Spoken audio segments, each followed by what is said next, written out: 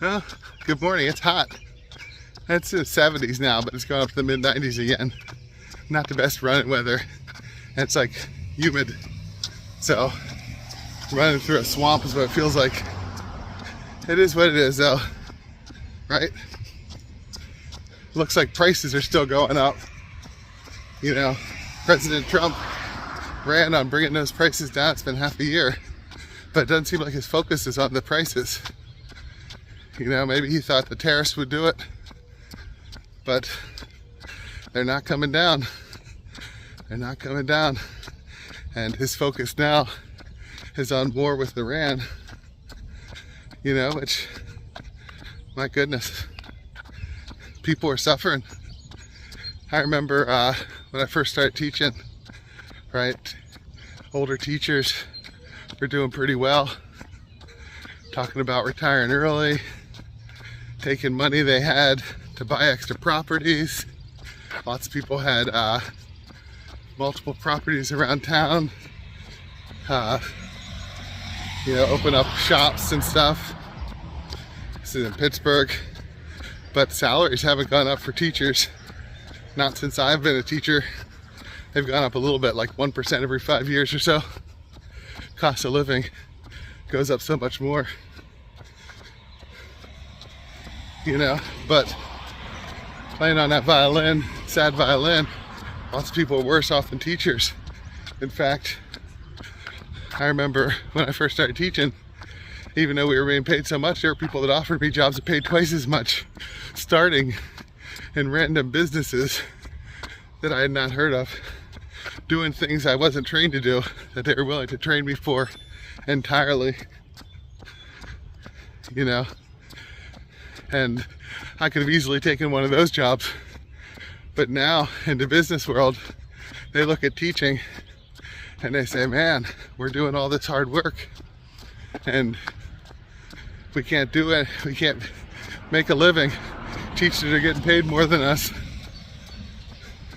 And that's a sad thing. It's a sad thing, not because teachers are getting paid too much, because teachers are being paid less than ever, but that everybody, in relation to real costs, what it costs for a house, what it costs for a car, what it costs for food, what it costs to heat your house, to cool it, what it costs to put your kids into sport or music lessons, everything costs more, but pay is not more.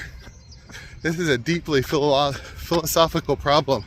And so I'm reading Marx to try to get a better grasp of it. I've read Marx many times before, but reading him now again in my 50s, get a better grasp with a better sense of the economy, you know, and the ecological damage our system has done.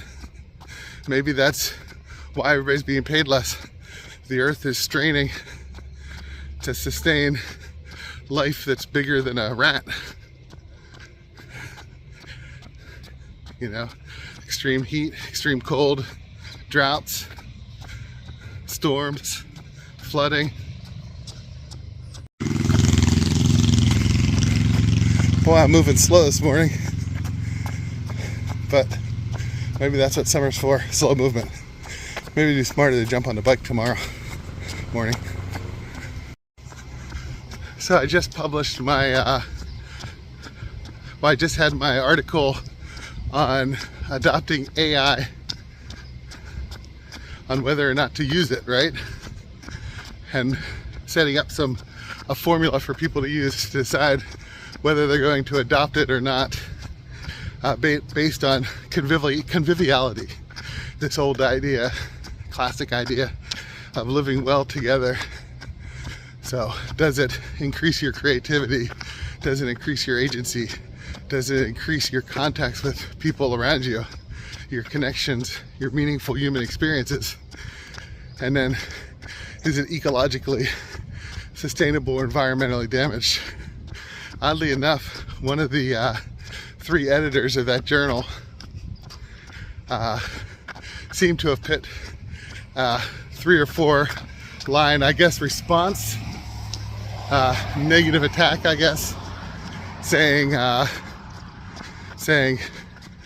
that he as a composer isn't going to compose anymore, just going to have AI compose it because it's 1,000 times more efficient, which means that it's less ecologically damaging. I don't know that he was actually saying that.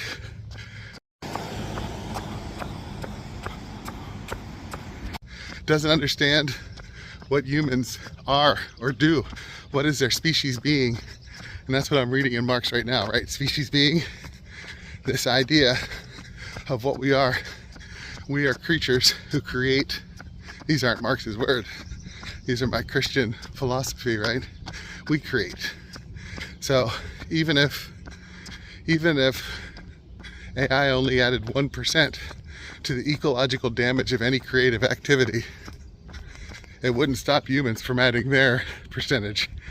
It wouldn't replace humans, because even if nobody listens to our stuff because they're following AI, well, we'd still do it, wouldn't we? It's part of our being. We'd be unhappy if we did not create, if we did not compose music, if we didn't write poems or novels. Even if AI can do it more efficiently, we're still going to do it, even if we're second-class citizens, as our economy is certainly making us.